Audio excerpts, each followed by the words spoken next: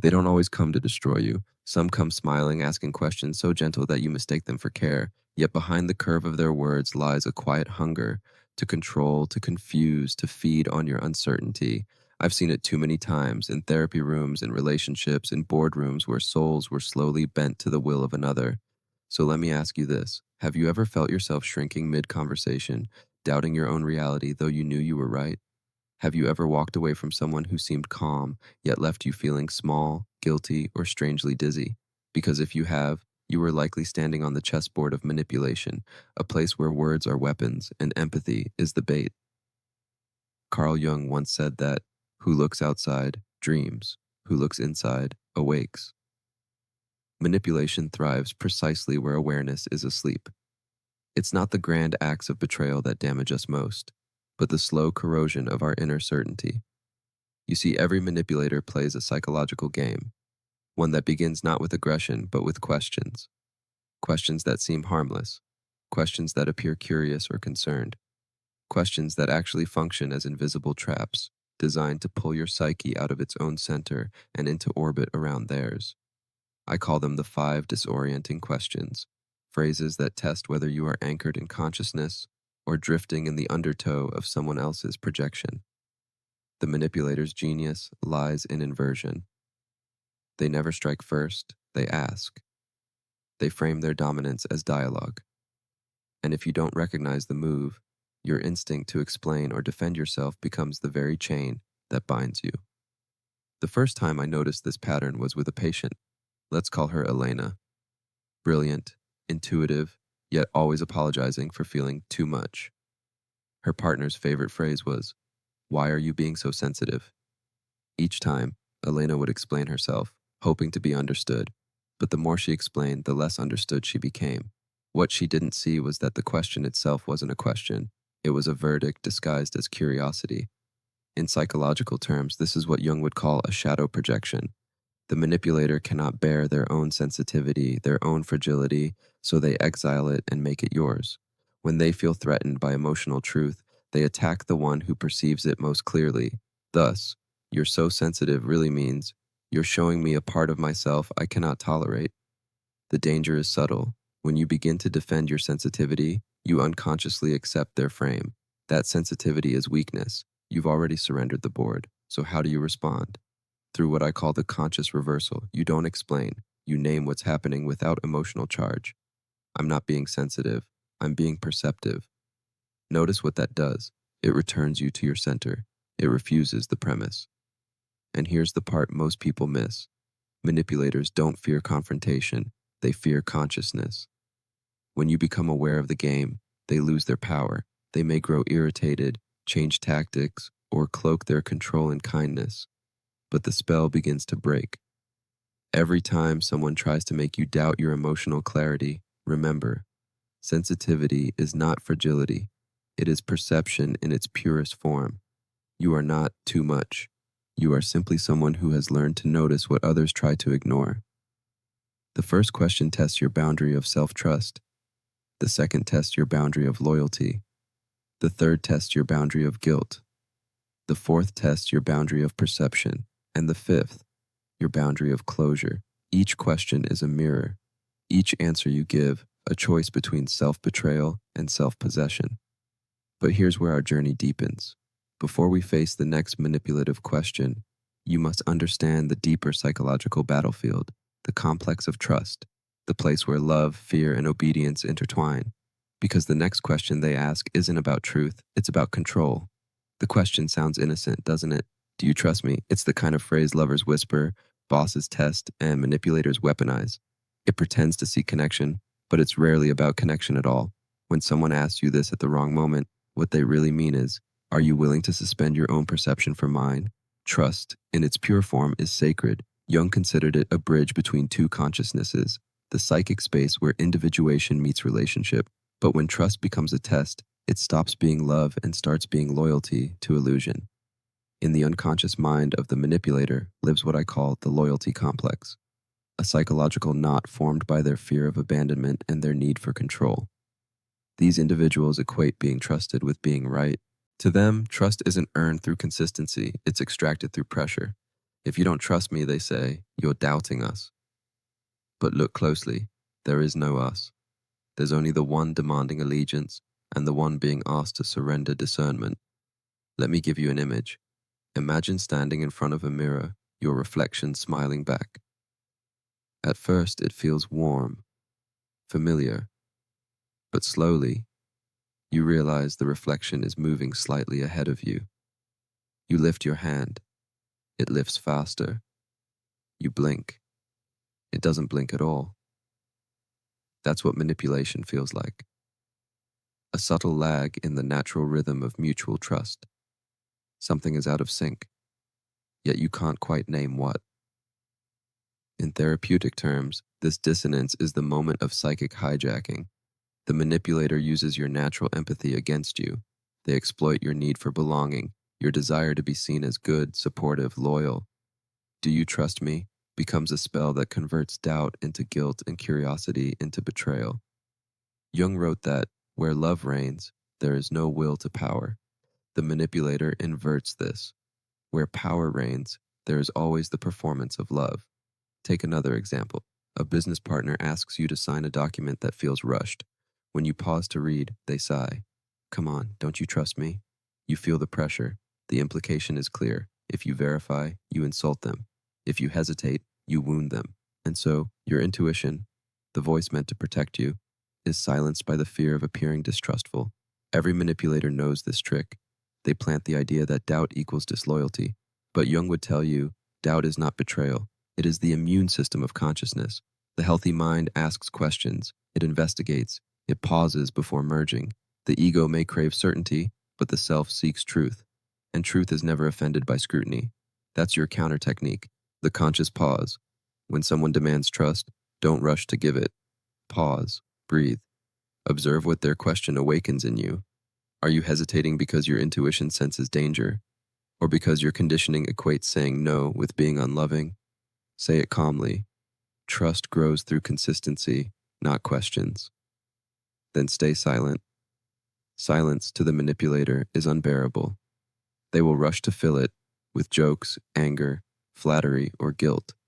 Anything to break the mirror of awareness that suddenly reflects their intent back to them. This pause is not passive. It is psychological aikido. By refusing to react, you let their projection collapse under its own weight. Remember, trust is not a performance. It's a pattern. It's not declared through words, but demonstrated through actions. Genuine trust does not ask to be proven. It simply is. Jung believed that every relationship serves a deeper evolutionary purpose, to reveal which parts of the psyche remain unconscious. Manipulative relationships reveal the shadow of trust, the part of us that longs to surrender responsibility in exchange for belonging. We crave someone to say, "You can rest now, I'll lead the way." But consciousness doesn't evolve through blind faith, it evolves through discernment.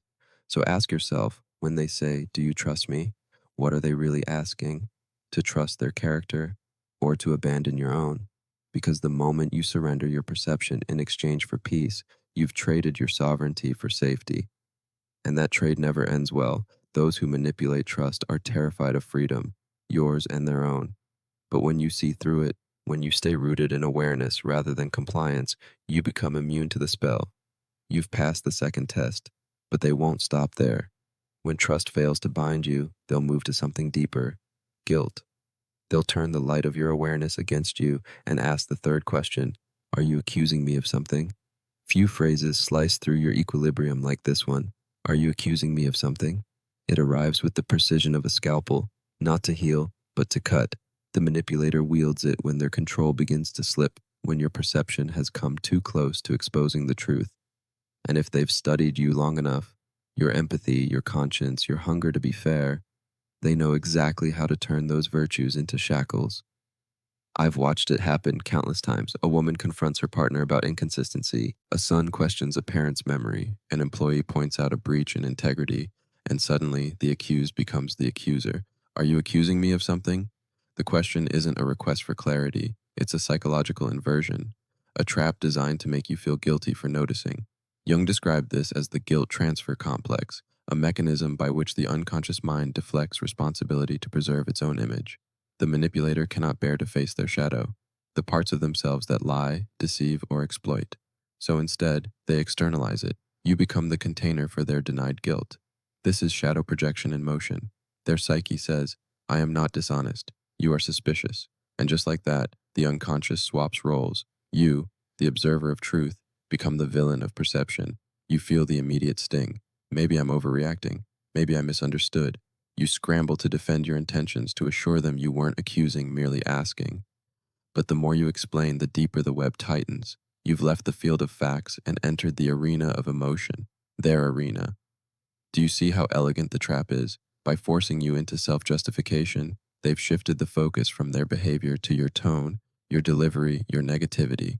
In that instant, truth loses its gravity and guilt becomes the new center of conversation. Here's what you must remember.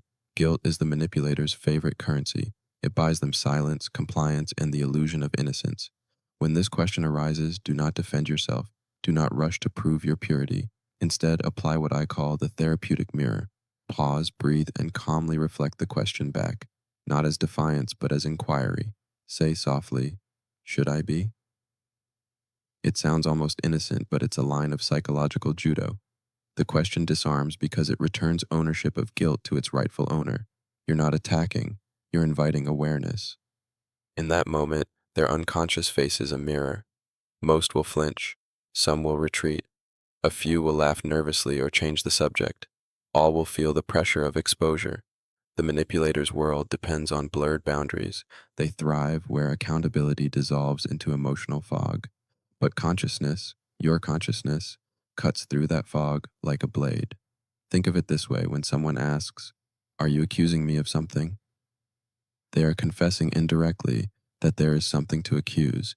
Innocent people clarify, guilty people deflect. Jung once wrote that the shadow personifies everything the subject refuses to acknowledge about himself. When confronted with their shadow, the manipulator's psyche goes into survival mode.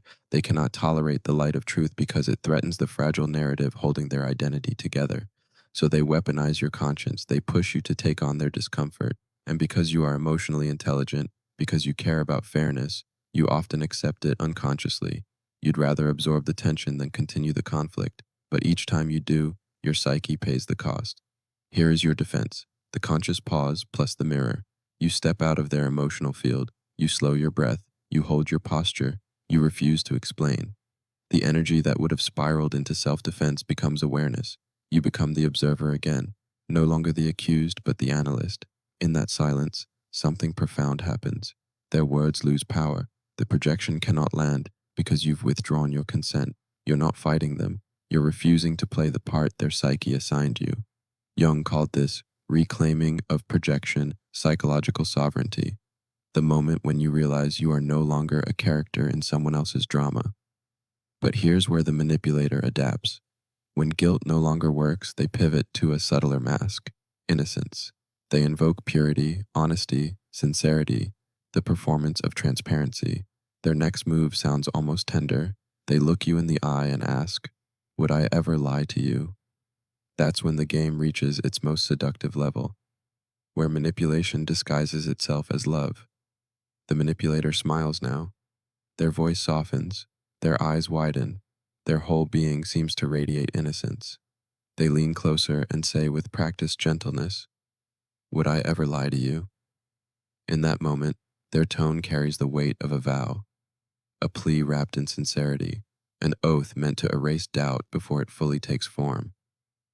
But notice what's really happening here. It's no longer about whether they lied. It's about whether you dare to imagine they could. Carl Jung warned that when the persona, the social mask we wear to survive, becomes over-identified with goodness, honesty, or kindness, it can no longer tolerate its own shadow. The manipulator hides behind this mask like a priest before an altar, swearing truth not because they live it, but because they need you to believe it. Would I ever lie to you? Is not a question. It's a performance of purity. It's meant to disarm you, to place the burden of proof on your intuition rather than on their behavior. You can feel it, the sudden confusion, the clash between what your body senses and what their words insist upon. Jung called this inner conflict cognitive dissonance of the soul. When the psyche's inner compass points north, yet you're told you're facing south, you start second-guessing your instincts. Maybe I'm being paranoid. Maybe I'm imagining things. But what you're feeling isn't paranoia, it's perception trying to survive gaslight. Here's the paradox: the more you trust appearances, the more you lose contact with essence. Manipulators know this. They weaponize the social value of niceness, the collective belief that sincerity always signals truth. But the unconscious doesn't care about appearances, it cares about energy, and energy never lies. The antidote: ask the right question. Instead of answering theirs, offer your own. That's not the question.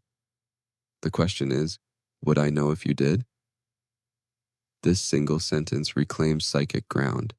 It shifts the focus from their declaration of innocence to your right to discern. It tells the unconscious, my intuition is sovereign, my perception is valid.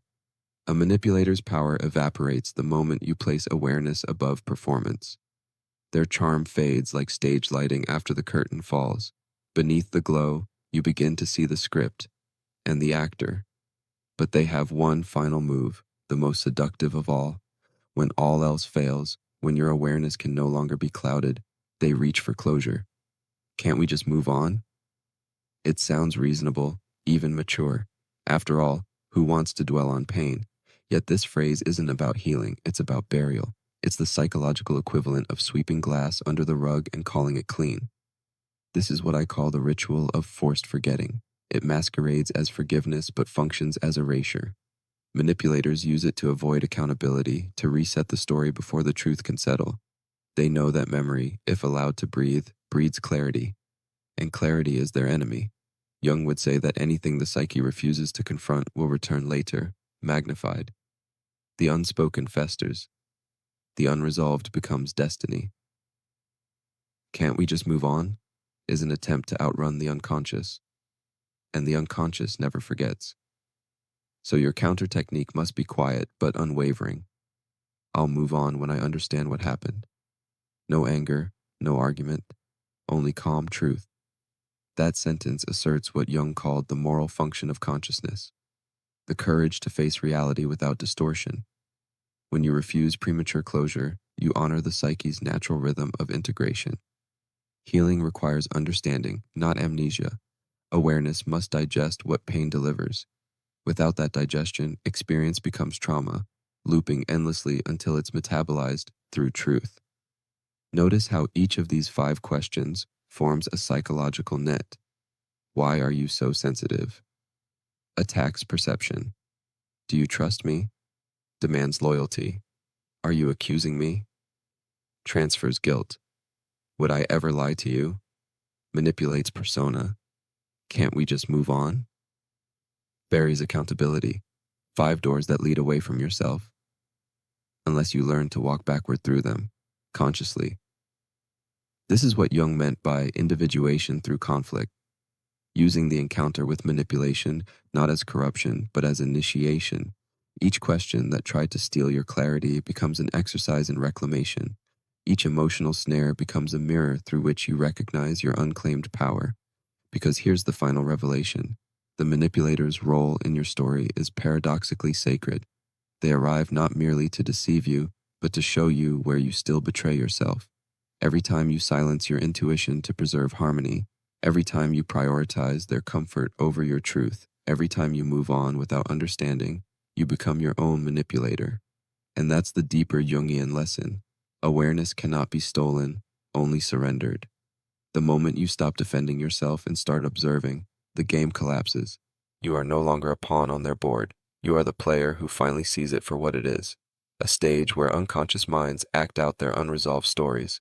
Conscious detachment is not coldness, it's mastery. It's the ability to witness the storm without becoming its wind, to see through deception without needing to punish it, to forgive without forgetting the lesson. So when someone asks you those 5 questions again, you won't flinch, you won't explain, you won't rush to repair the illusion. You'll simply breathe, watch, and know exactly what's unfolding. Because awareness, once awakened, cannot be manipulated. It can only be tested. And each test you pass draws you closer to sovereignty. Now, return to the first 2 questions I asked you at the beginning. Have you ever felt yourself shrinking mid-conversation, doubting your own reality though you knew you were right? Have you ever walked away from someone who seemed calm, yet left you feeling small, guilty, or strangely dizzy? Now you know why, and more importantly, now you know how to never let it happen again.